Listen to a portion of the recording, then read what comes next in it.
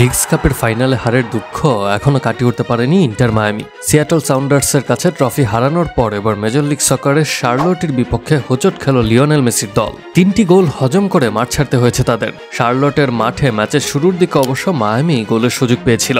বক্সে মেসিকে ফাউল করলে পেনাল্টির সুযোগ আসে অতিথিদের সামনে, তবে সেই সুযোগ হাতছাড়া করেন আর্জেন্টাইন তারকা।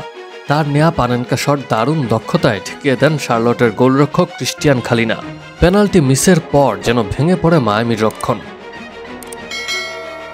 34তম মিনিটে গোল করে ইদান টোকলোমাতি শার্লটকে এগিয়ে নেন। বিরতির পরপরই দ্বিতীয় গোল করেন তিনি। শেষ দিকে ক্যারিয়ারের প্রথম হ্যাট্রিক পূর্ণ করেন তিনি, আর তাতেই নিশ্চিত হয় দলের টানা 9ম জয়। এই জয়ে 30 ম্যাচে শার্লটের পয়েন্ট দাঁড়ালো 53। তারা এখন এককভাবে শীর্ষে।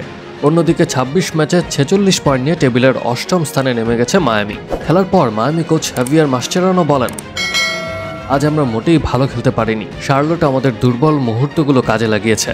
পেনাল্টি মিসটা ম্যাচ ঘুরিয়ে দিয়েছে। মেসির পেনাল্টি মিস নিয়ে কোচ বলেন, লিও আমাদের মৌসুম জুড়ে সাহায্য করেছে।